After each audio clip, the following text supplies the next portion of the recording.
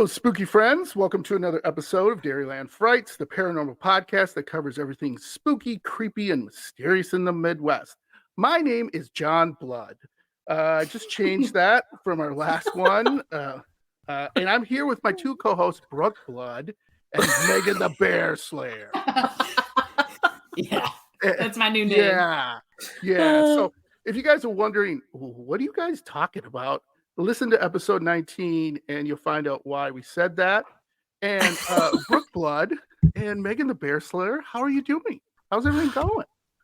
Pretty good, I think Megan's been slaying some bears. Actually, did you know that there was a black bear in Mount Horeb, and then it was actually on the west side of Madison, like a block away from me, like last week. Yeah, really? Yeah, it was up in someone's tree and just like chilling, and like everyone was outside staring at it, like, and it was so funny. The guy, like, Wisconsin people, like the guy who owned the house was on the news, and he was like, yeah, it was pretty cool. We get turkeys, but we don't really see bears around here very often. it was so Wisconsin, but it made me laugh. And I thought of you, Megan. Perfect. Oh, thanks. That kind of reminds me, like the Midwesterner. It's like, oh, is it going to be a tornado? We're going to go outside and watch it. Is there a black bear in your backyard? We're going to go outside and watch it. Yeah, the whole town's we're gonna watch there. A tornado. Oh, look at that. Yeah. And the reason that bear was not slayed, thankfully, is because Megan had COVID. So you're welcome, bear. He was lucky. Yeah, he was lucky. You're lucky this time, bear, but don't try that stuff any other time around. So before we begin, though, I wanted to dedicate this episode to my good friend Scott Mueller, who passed away. He was not only a supporter of this podcast, he was more like a brother to me. I love him. I'll miss him. And I look forward to him haunting me. So, that was tough this week, ladies, to lose a good friend. And people out there have lost a good friend. I know it's always hard for everyone. But this podcast episode will hopefully make you laugh and hopefully, think about the ones you love. So, ladies, let's just get right into this. Are you ready to go to the one of the most haunted, spookiest, creepiest destinations in the Midwest? Ooh. Oh, I should say United States, maybe even the world. I'm so ready. Intrigued. Get some extra pair of pants and underwear because you're going to poop need ourselves. Darn right. So today's episode, we're going to be covering the Bachelor's Grove Cemetery. Wow, that was a great intro. I have high expectations for this, John. Yeah. Oh man, I scared myself. Hold on, I need to change. I'll be right back. So I have to say, Megan and Brooke, after doing my research on this and watching some videos, there's a ton of videos on YouTube about this. It's Bachelor's Grove Cemetery is one of the most paranormal hotspots in the world. I couldn't even keep up with all the data and the videos and everything. It's really cool. So let's get right into it. And this is really funny because I'm going to start out and then build up. That's what makes a great movie and a great story, right? So I'm going to start out with just some regular information and then we will get to the spooky stuff. So Bachelor's Grove Woods, where this Bachelor's Grove Cemetery is located just 25 miles outside of Chicago, which I found really strange, and is the home, like I said, into one of the most haunted cemeteries in the world. So Bachelor's Grove, now this is nuts. Bachelor's Grove Cemetery has had reports of well over 100 paranormal experiences. Wow. Some of them have been documented. Now, Megan and Brooke, in our research so far, or just like things we've watched, have you ever heard of over 100 paranormal experiences in one spot? Anything that off the top of your head? Oh, I don't think so. Except maybe like Pavaglia Island or something like that. But otherwise, not in the Midwest. That's I feel cool. like, right. Like I've heard, lots of activity going on in like penitentiaries and like asylums, but Correct. to have them be documented is also, a little bit different and cool. So, yeah, definitely. Absolutely. So, Dairyland Frights is going to do a paranormal visit and research of our own sometime. I promise this to you, my Parascanis and fans of Dairyland Frights. It's too creepy not to. So, right, Megan and Brooke, we're gonna do that someday. We have to. Yeah, I think that'd be really I'm fun. down. Yeah. Oh, one more thing. Since this episode is setting it in Illinois, the Bears suck. Go Pack Go. Thank you. My other podcast, Packers Blitz, is about the Packers, and again, Bears suck. So on with the terror.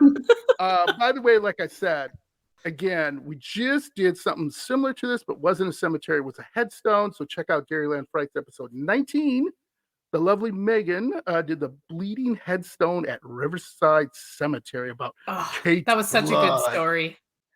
Oh, yeah, great story. It was really interesting. So I'm going to start out with a quote. And I think this is really funny. Not as scary as I like it to be, but still funny. So to get us a quote from a local resident, Debbie Medina, hopefully I probably butchered it. She quotes, "I have visited many times. However, at Halloween, people are rude, loud, smoking, kids running around. We forget that this is a cemetery and should be respected.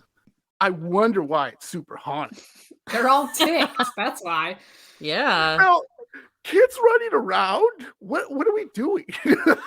Yeah. Playground, McDonald's play area. Oh, anyway, I just thought that was super funny. Like, oh, everybody's at Halloween, or smoking and drinking and hanging out at the cemetery. Just making all the ghosts mad. Yeah. Just making all the ghosts pissed off. So this is why, part of the reason it's really, really haunted. So here are my sources. Believe it or not, there is a bachelorsgrove.com cemetery and settlement research center, which, oh my gosh, they documented all the paranormal.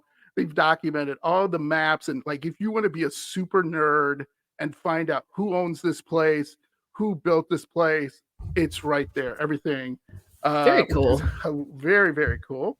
And then Wikipedia was always fun to use. And then I use Ghost City Tours because obviously they go there. Atlas Obscura. I don't know. Are you familiar with that? I've used that website quite a few times. Yeah. And then Ghost Walk Tours. I guess they're different from Ghost City Tours. Haunted Illinois, only in your state. So all these gave me some really, really nice research and I could have went on and on and on. It's crazy. And like I said, there's so much videos, articles. We have to revisit this in the future because I think one of the things after our investigation, because obviously we're going to have some paranormal craziness that'll probably happen to us. And what do you guys say, Megan? Maybe we should try to go there in Halloween. With all the children running around. With all the children smoking cigarettes. The children smoking cigarettes. We want to be cool cats like them. Yeah. Yes, we'll all sit there and smoke candy cigarettes and look like we're cool. So sounds good to me. Yes. So the history of Bachelor's Grove. So Bachelor's Grove is in Megan or Brooke, can you help me out with this? Is located in Midlothian, it looks like. Yeah. Midlothian? Never heard of that. Megan? Yeah. No, I haven't heard of that one. Illinois. As of the 2020 census, the population was a little over 14,000. So it's not a small place. It's an all right place. But this is super hilarious. So what they're known for is the Cook County Forest Preserve of Midlothian. Sounds like something out of Lord of the Rings. Meadows and home of the Belly Button Hill. It's a sledding hill. Oh. Yes. And they said it's at 150th and Kilbourne. You people in Illinois, please tell me where this is, because again, I'm from Wisconsin. I have no idea what they're talking about. And it also is home to Natalie Creek and the Midlothian Creek. So it's basically a place where you do nice nature walks, right? Nice. So it sounds really nice, but ladies, it isn't. It's pretty spooky. So this is really interesting. This is kind of lame, but we got to start with the lame and build up. So in the early 1820s, the area was known as Bachelor's Grove. And now it's funny that they say now Bachelor's Grove was settled by the English, Irish, and Scottish immigrants. So it's okay. So basically, they settled this area. Why? They didn't really say. And then the cemetery is relatively mundane. It's just where the bachelors were buried. So these guys who didn't get married were buried in the cemetery. So I'm like, that's funny. What? Yeah, that is interesting. Like they need to have a special place. Yeah. So it's kind of like I have a man cave. I don't know if your husbands have man caves or whatever. Let's say an area they go that no girls allowed kind of thing. But I'm like, yeah. What is this? So like 4th grade? Yeah. Like a bunch of dudes settled in the area, caught at Bachelor's Grove, and they have their own cemetery for bachelors. And I went, oh, good for you. That doesn't sound spooky at all, but it is. So what's really interesting is, like I said, it's a heavily wooded area that had several pioneer settlements. But one of the things they said here was this gentleman named Mr. Stephen Rexford settled this area. Well, he didn't. There was like a post office before there, and there's all these different things associated with it, and they have all these different ways it belongs to Cook County. It's a really strange thing because like some people claim it and some people don't. It was really interesting. And the thing is about Bachelor's Grove, it is an inactive cemetery, meaning no one's buried there anymore. You cannot be buried there. Okay. And this is great too. And it's one of the oldest cemeteries for all you nerds out there in South Cook County. So it's an old cemetery. You can't be buried there. It's in the middle of the woods next to a forest preserve. Okay, so you kind of getting with the vibe of it. So it's kind of like getting the vibe, yeah. If you go out into like a school woods and then yeah. So, and the other thing is it's across from, which I thought was really funny, across from this Rubio Woods Forest Preserve. So it's like basically a bunch of woods in a cemetery just plopped down right in the middle of a forest preserve. So, interesting. So I just thought that was just really interesting. One of the things they did have to move. This is probably adds to the scariness. So they did. One of the things here, they had like a turnpike and stuff around the old Midlothian Turnpike. I love that, by the way. Now it has been closed to traffic since the 1960s, and you'll find out why it's been closed. So this, like I said, the cemetery is isolated location, and unfortunately, it's been vandalized a lot, which we'll get into. The recent years compelled some families to move their uncles or whoever, their bachelors, to another cemetery, but they kept the headstones. So it's right. So you get moved. So imagine you're a bachelor. You're probably already cranky, kind of grumpy, and then somebody digs up your body and moves you. You're probably going to be like, you know what? Like, I'm going to haunt somebody's butt because I'm really mad. Yeah, I can't rest. So one of the things they talk about too is they kind of made some changes and stuff, but this goes back to the 1880s.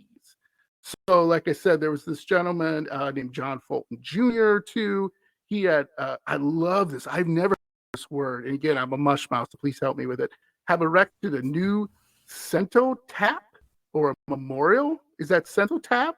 You guys help me with that. Am I right on that? I think CONTAPH. Cenotaph. I've never heard of that before. Me neither. We will go with that. And then neither have I, but it means memorial. And then other family members, they moved to like Zion Lutheran Cemetery and Tinley Park. Again, I don't know what these people are talking about. I'm not from Illinois. So dairylandfrights@gmail.com. Please send us some information so we can kind of get a better idea. And like I said, they left the original markers there. So again, you kind of get the feel of it. It's been vandalized. It's a bunch of angry, cranky bachelors. It's in the middle of the woods, isolated, and no longer people are buried there. So we are basically making a horror movie, right? Like middle of the woods, perfect. It's isolated, scary bachelors who are angry, right? Yeah, sounds like a good time to me. Yeah, I mean, it's a horror movie, right? It's a horror movie, Brooke. I mean, come on. How can you not make this a horror movie? Yeah. It sounds like it should be. Yeah. Yeah, we're going to get rich off this idea. Yeah. Yeah, absolutely. One of the things, too, is I was reading this to give us a better idea of what you're getting ourselves into. Erin Davidson, she's a woman, I believe, if I'm correct in this. She wrote a kind of review of the haunted Bachelor's Grove Cemetery in Methodian, Illinois. And this is pretty good at probably giving you a better idea than I previously explained, other than it's isolated, it's not a bunch of old guys, it's no longer in use. So I'm going to read this is from her quote. So, swallowed by a forest preserve inside southwestern Cook County, Bachelor's Grove is on 1 acre burial ground with a worldwide reputation, again, for being one of the haunted places in America. Some call it the most haunted cemetery in the world. Now, this is my favorite part. Able to be located only by a footpath that is only open to the public during daylight hours. I forgot that. You cannot go in this park after nightfall. Now, you understandable, can, but they don't recommend it. Yeah. So again, I didn't realize that it was only. I didn't realize it was only 1 acre. That's like small. For some reason I was like, oh, cemetery near Chicago, it's probably gigantic, but that's tiny. No. Yeah, isn't that cool? So that even, again, horror movie, right? This is a small cemetery. Yeah. You got to access it by a footpath. You don't know what's coming to get you. And it's, again, might be cryptids in the woods. Explorers. Just go on YouTube. You'll see it. Oh, hell yeah, there's cryptid in those woods. Hunters, paranormal hunters like to go through there. I almost said hunters. Hopefully there's no hunters going through there. And then but again, this has been abandoned for decades and it's falling into disrepair. So again, let's circle back. Isolated in the middle of the woods. Don't go there after night. Been vandalized. Angry, cranky bachelors. Are you scared, Megan? You should be. You're not. I'm already on my second pair of pants. I am so scared, John. Brooke, are you scared? Yeah. You're starting to get scared, right? I'm definitely. I'm starting to get scared. Right. Yeah, we're getting there. Okay. So it's roughly 100 yards down the footpath, which, like I said, used to be a main road to a turn of the 20th century. So like it was near like a road. I mean, it's just, all this is like crazy. And then they say it's the cemetery surrounded by a tall chain link fence that once, but no longer, had barbed wire on top to keep people out. And it's, trust me, look at the videos. Spooky as heck. It's this rusty, you can see where people have just busted through the chain link fence on this small cemetery in the middle of the woods. There's some pretty cool videos you can check out of people, seeing some things that I'll get into later here. So this makes me laugh too. It's supposedly currently well maintained by the park district, which keeps the grass mowed and the garbage cans available to the public, but vandals still manage to leave their mark on a place is featured, what they said in different books and all this stuff, like I've said already. So now let's think about this. Your job, Brooke, I'm going to pick on you. Brooke, you need to mow the lawn in this cemetery. What do you think? Are you going to do it? Probably, because you're spooky. Yeah. How would you like doing that? Mowing the lawn at the cemetery. Okay. I think it sounds kind of fun. Megan, I'm into it. Would you do it? Mow this lawn in this spooky cemetery? How much are we talking per hour, John? Megan, what do you think? The money's got to be there, but at the same time, I feel like the spirits there would be like, "Oh, Brooke's a cool girl. Like, I vibe with her. I don't know about me though." Like this Megan's gonna pee her pants. Let's scare her. Okay, so this is what we're gonna do. We're all gonna put job applications into Cook County, and Brooke can mow the lawn. I'll empty the garbage. Okay. And Megan, you can like keep the garbage. You can like help us out with raking and stuff like that. Oh, okay, cool. Yeah, give me the easy stuff. So, that sounds good. There you go. Picking up all the trash. We'll have to clean up the vandal stuff. But this is where we start to get into spooky stuff. And all of these are just a brief glimpse into what people have seen. The first one is phantom houses. So there are no houses. Ooh, I've never heard of that before. In this woods left, which is crazy. That again, like I said, this was a settlement, so people did live there. Okay, and again, like I said, this is their cemetery for these bachelors. So again, no houses in the area, but the many legends speak of phantom homes that randomly appear in the woods off the path and along the creek that runs through the forest.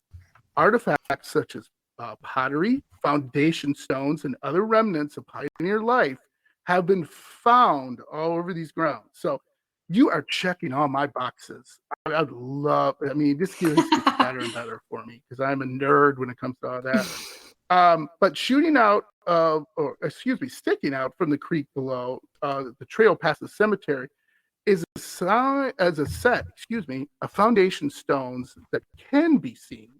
So imagine you're walking around and you're just seeing remnants of life, kind of like, if you watch any of those zombie shows where all these places have been destroyed and you're in this crazy stuff. So again, horror movie, you got to do that. One of the things too is balls of light that have followed. I love this. Explorers through the woods, especially at night. Sometimes there are flashlights of police officers looking to enforce the park's closing hours and prevent vandalism. But I will get to a couple that we might maybe have to say they're bunked. So anyway, one of the things too, they're headlights sometimes. Other times they remain unexplained.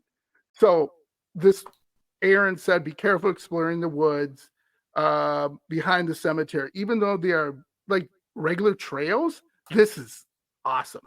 They are unreliable and the woods are very thick. And she said, my photographer, and I quote, my photographer and I were separated by 10 feet and couldn't see each other. And many locals report getting disoriented, turned around, and lost in the woods for hours. So, the ghosts don't want you there. What do you think? So, they're 10 feet away. Yeah. So imagine that. So, just imagine just in your room or wherever we're recording this podcast. So I'm looking at my wall that is 10 feet from me right now. Imagine I couldn't see you or Brooke or Megan. I couldn't see you guys, but you're right there. And I'm just wandering around and you couldn't see me. Right? I'd be panicking for sure. And at night, at night, it's worse. Again, I read stories where they just wandered around in the woods for hours and people had to call police to come and get them. Oh, really? Like they had to have a rescue crew out there to get them. Yeah. That is pretty crazy. Wow. It's like, wait a minute, John. You just told me it's 25 miles from Chicago. It's in a forest preserve. A lot of people go there. It's well known. And people get lost in it? I'm like, yes. So that's the first spooky thing. You're lost by yourself in these woods, surrounded by angry bachelors. And I'll get into more. This makes it worse. So there's a pond behind here. Okay. And in this pond, it is, according to this Aaron again, it's directly beyond the cemetery, accessible by a hole in the fence. So she's, obviously, I've gone through there. This is hilarious. It never seems to stay repaired, she said, with the fence, because again, like, remember, the park crew goes through there trying to fix it. And there's a cesspool drainage pond for the nearby sewer system right behind this. And the pond sits off this Ridgeland Road, a common highway used by Prohibition gangsters to escape the city. And local legend says this particular pond was a favorite body dumping ground by Capone and his Southside gang. Interesting. God, so where hasn't this gangster been? Jeez. Right? Has supposedly, the legend is, hundreds of bodies in this murky, I won't say S covered or S ridden pond. So here's what people have said when they've been near this. That they have heavy feelings while standing on the muddy shore of the algae overgrown pond.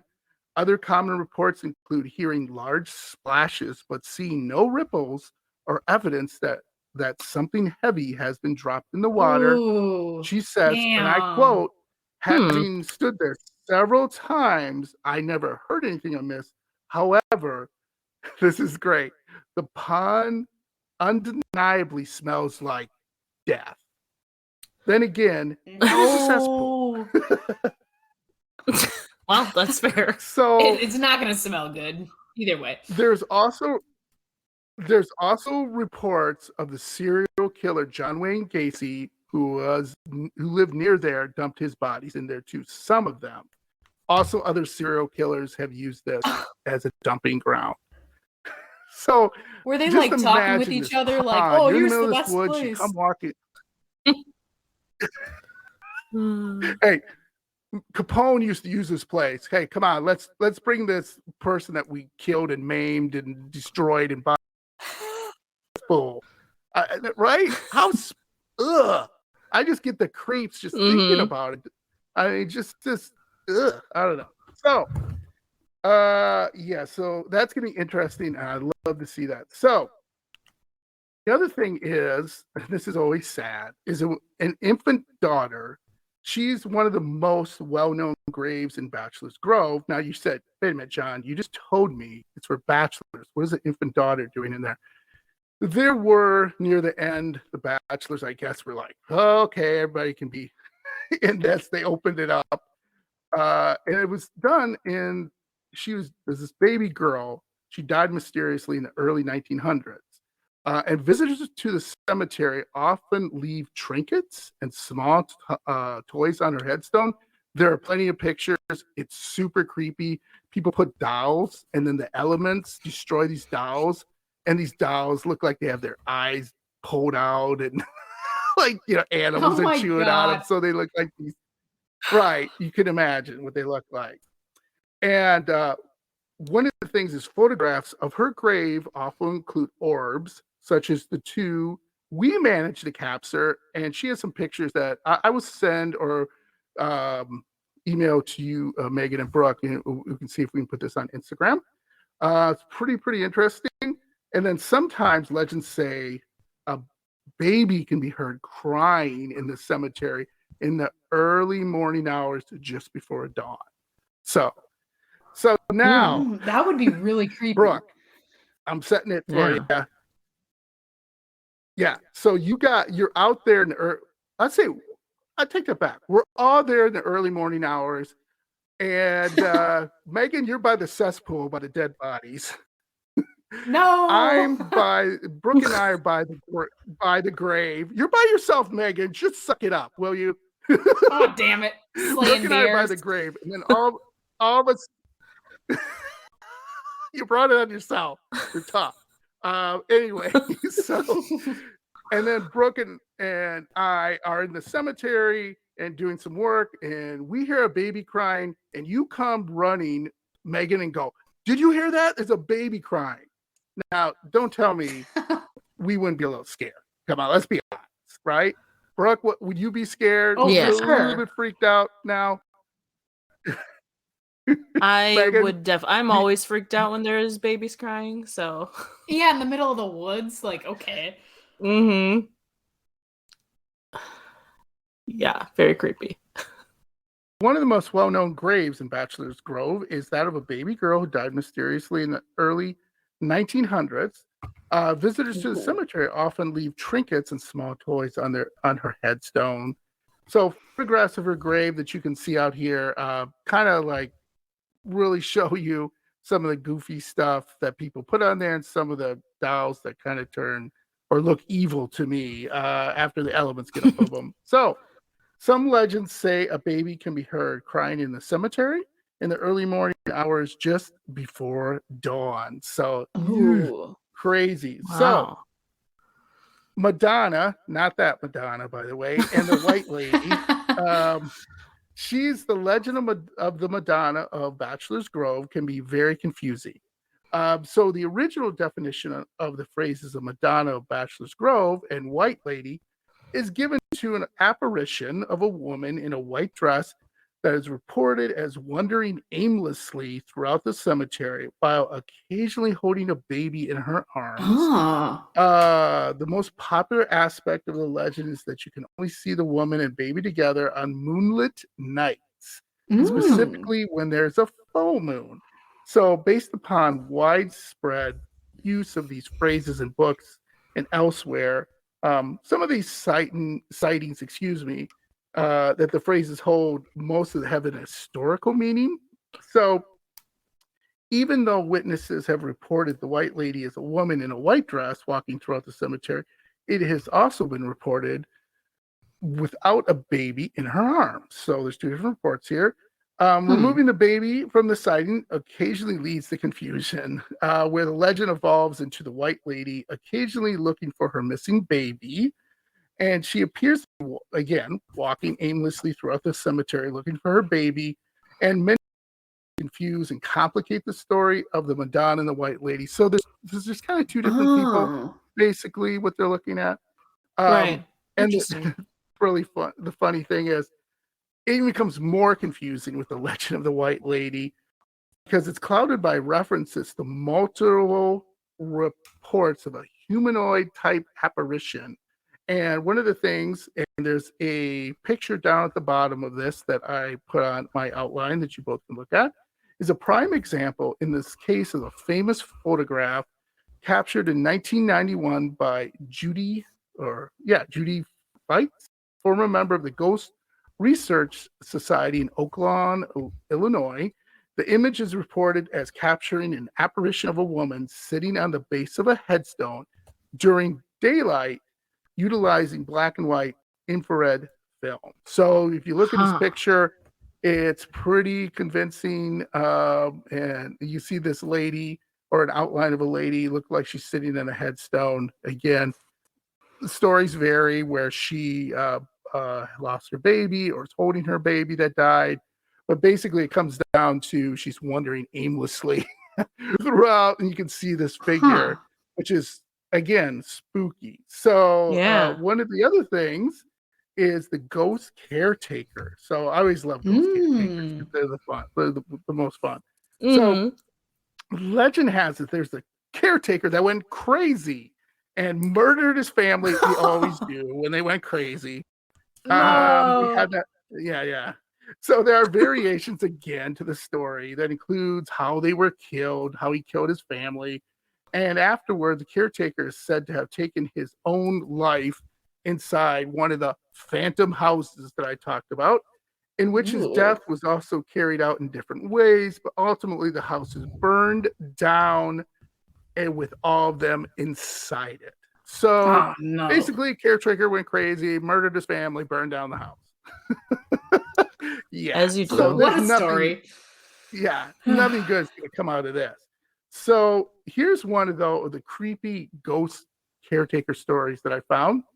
And it describes two male college students who parked on the once popular but now defunct 143 3rd Street off the next near the pond, which again, the pond, the cesspool actually of dead bodies at the bottom of it. Love it. More spookiness. So they said they proceeded to walk south on the narrow path into the cemetery. They came along a man in his early mid 70s walking towards them.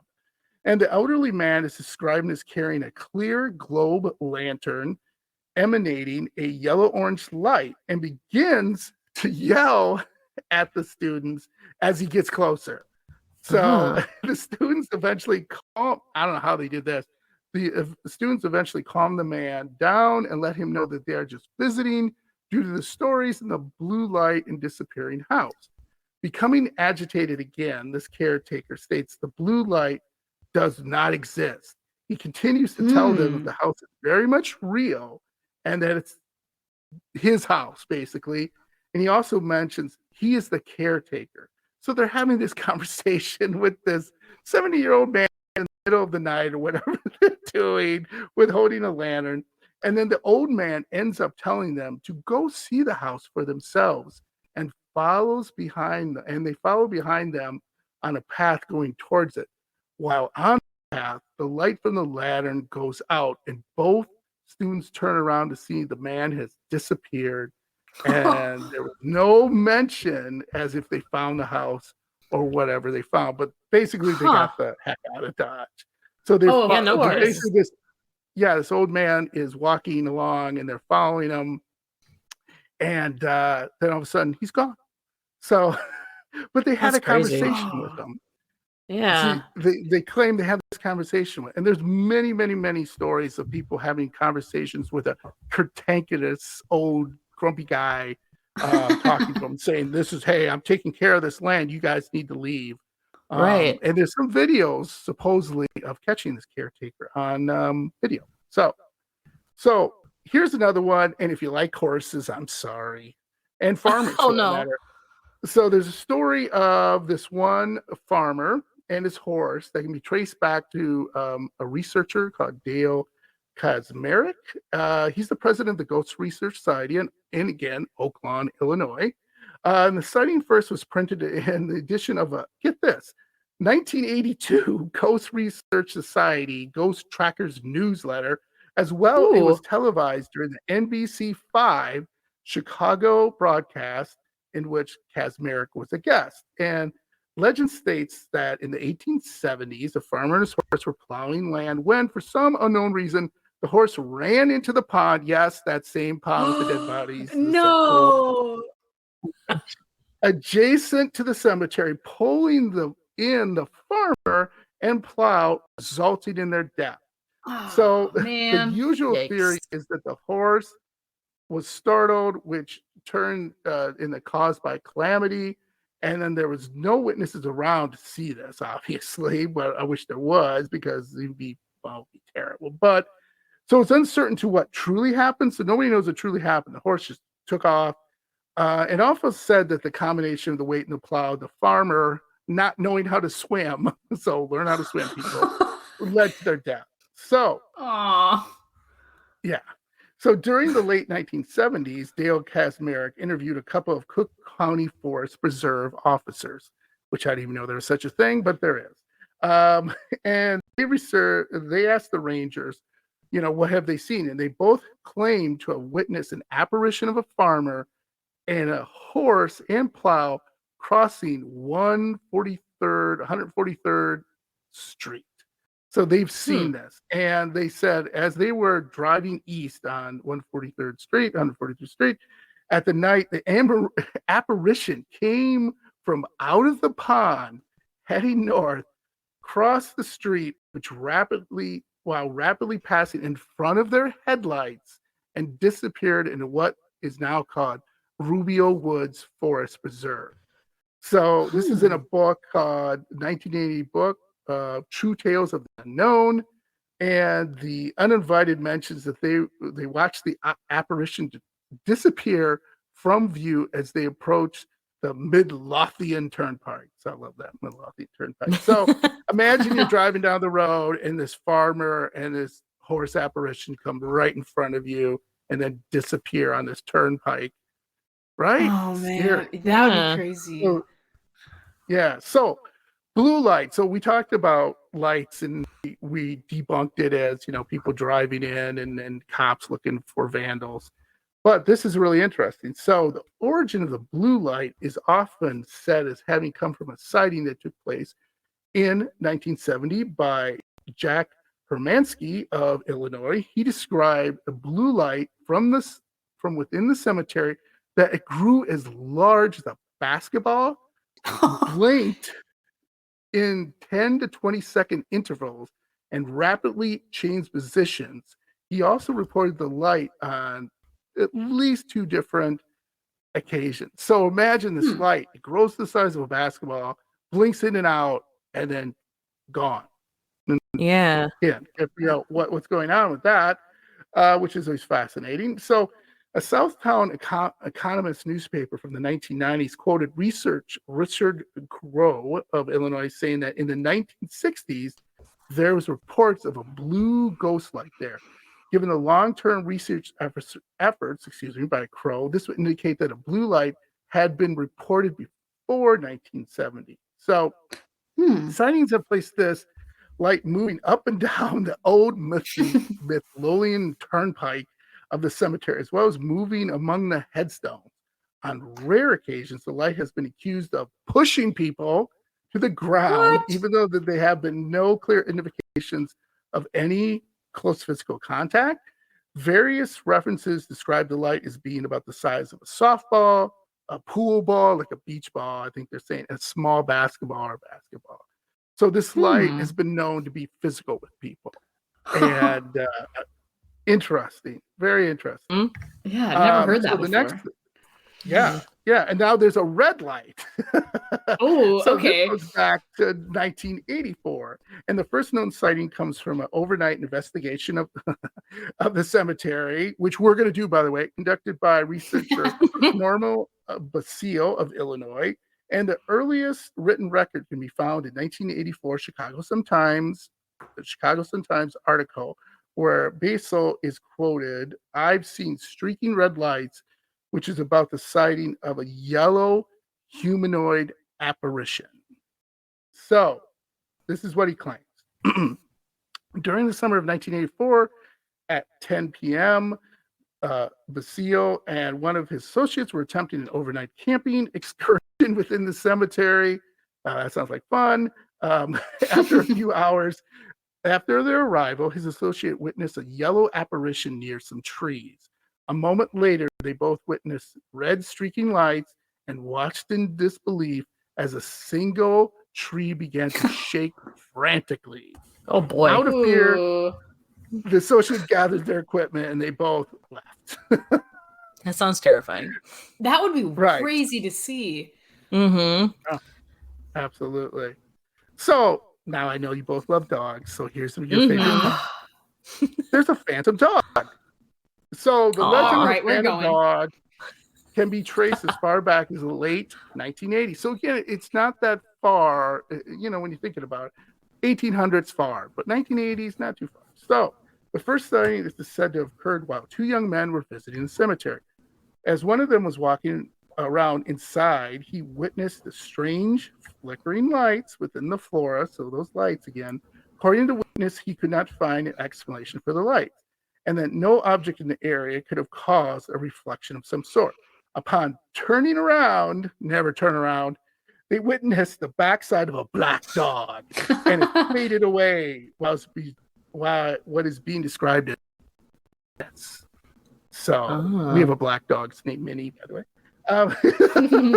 So the first written record of the record of the above sighting can be found in the 1989 book True Tales of the Unknown, which I kind of already mentioned, The Uninvited. Nearly a decade later, the 1990 book Haunted Illinois by Troy Taylor states that around 1998, so this is about a decade later, had received several reports of some sort of supernatural animal along the road to Bachelor's Grove.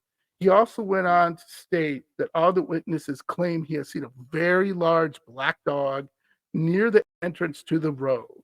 The dog always vanishes when approached, normally right before the eyes of the witness. So, Megan and Brooke, You love dogs. Your jobs when we do this investigation is the dog to come to you, and then he will be the official mascot or pet of Dairyland Frights. What do you think? Yeah, I love that. That's a good idea. Yeah, I think that's a great idea. I mean, if it's like, if I'm gonna be haunted, it might as well be by a dog. I'm cool with that. I'd be cool with that too. Our own ghost dog. Sweet. Yeah.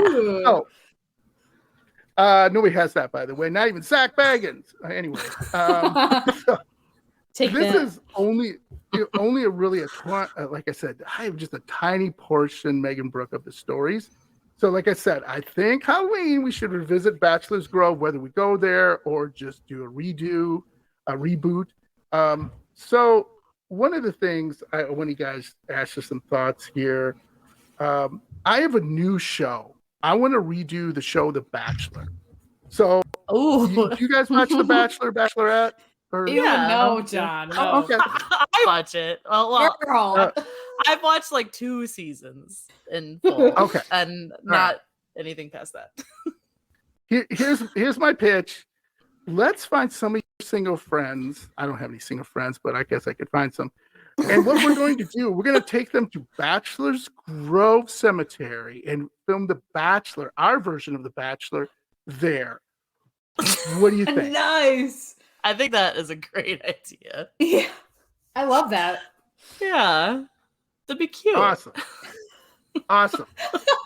So remember to check out our Dairyland Frights episode, like I said, the Bleeding Headstone Riverside Cemetery about Kate Blood. So scared now, blue lights, cemetery, cesspool, dead people. Hey, what did I say, right? Spooky dogs. We love it, yeah. It's got it all going on. Well, I forgot about the spooky dog. It's got it all, right? So on our next episode, Megan is going to take us on a trip to Galena, one of the most haunted towns in Illinois. So tell me a little bit more. Oh my goodness.